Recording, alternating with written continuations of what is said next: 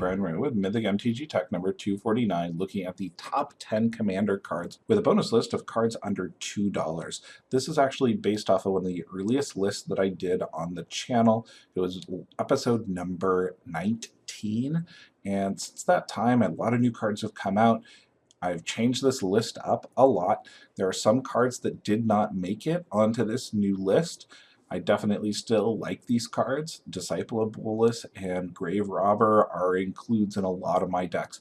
I'm sticking with the same criteria as the old list though, under $20 on all of these cards, so they're reasonably priced.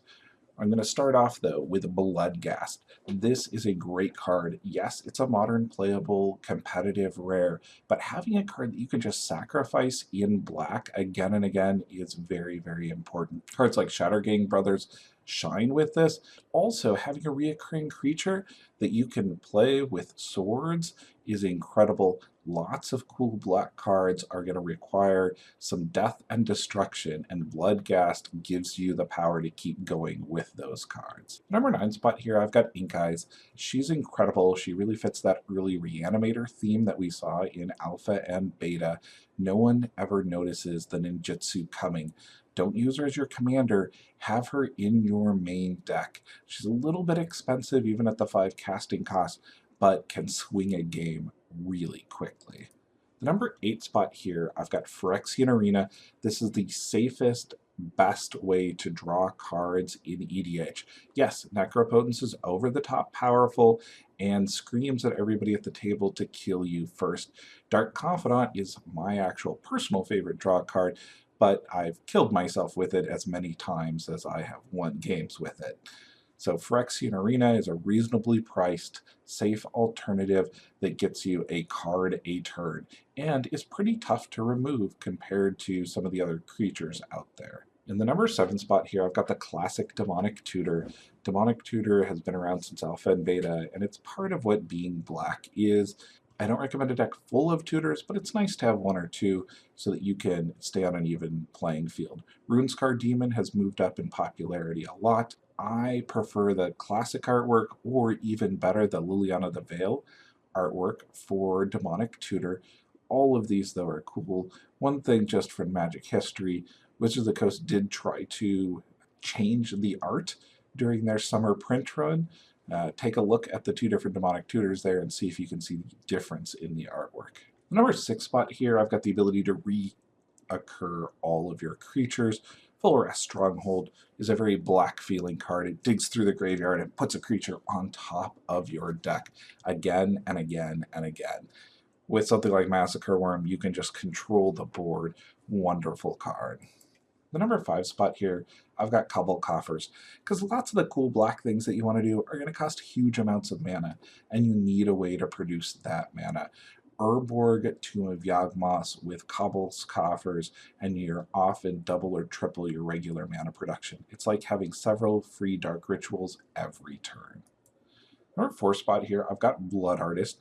It's nice to have a way to win, to discourage combat from coming at you, and to control the board. Blood Artist does those things, and when combined with Mikaeus, Persist, Undying type effects, you can often give up some of your creatures, gain a bunch of life, and then reanimate things again. I'm very happy with this card. I've seen it control a lot of board states. Toxic Deluge is a card designed to impact Legacy, but it's an incredible board wipe at a reasonable price here in EDH. 3 casting cost is below average for cost of board wipes. It is as powerful as Damnation, and occasionally even better. You can often kill off your opponent's creatures while leaving yours alive, or work with the table politically to decide how many creatures are going to be going with this spell. Number 2 spot here, I've got Shreikmaw. I'm not a fan of targeted removal in EDH, but I like reusable removal, and Shreikmaw is definitely that if you've got a Reanimator package. It also works really well with the classic card Living Death. When you're bringing back cards from everybody's graveyard, it's nice to have that silver bullet to kill the one thing that you don't want to have to deal with. The number 1 card, I've got the over-the-top powerful card Yawgmoth's Will, which basically reads, play all the cards in your graveyard again. Incredible. It's like drawing 5 or 10 or 15 cards depending on how late you are in the game. If you are playing against a control player, you can often run out threat counter, threat counter, threat counter, run them out of counters, and then replay all your threats from your graveyard. This card is popular in Vintage and in Cube, and is one of the most powerful cards ever printed in Magic. I would strongly recommend picking one up for EDH. It is well worth the cost. Now on to our bonus $2 list. These are budget cards. Some of them are extremely powerful, others are on the more casual fun side, but they're all below $2. The number 10 spot here, I've got Dictate of Erebos. It is as powerful, if not more powerful, than Grave Pack for $6 less. The flash on this card is very relevant. You can often play it during combat to turn a bad combat scene into a blowout. Number 9 spot here, I've got Cryptghast, which has that Orzhov ability of Extort. Technically it's a black card, as Extort doesn't change the color identity, and I feel okay flavor-wise playing it in black decks because it only works with swamps. It's a very black feeling card. And Extort really feels like life drain, so you get to life drain the whole table every time you cast a spell. How cool is that? The number 8 spot here, I've got Grave Betrayal.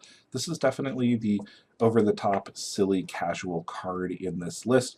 Not competitive by any means, because it costs 7, but if you can get it out on the board, you can often just control the rest of the game by bringing back creatures when you kill them. Talking about Drain Life, Exsanguinate is the EDH equivalent of Drain Life. It hits all opponents and doesn't even require you to play black mana for the X. Really good card at less than $2. Number 6 spot here, I've got Wonderful Board Control in Pestilence. This is a classic card that goes all the way back to Alpha and Beta. It is more powerful than Evangard's Justice with buyback because it's only 1 mana to do damage to all players and all creatures, and it lives as long as there's at least 1 creature out on the board. Crypt Rats is a nice option in kind of a rat-themed deck for Pestilence, but Crypt Rats usually kills themselves. I would prefer actually playing both.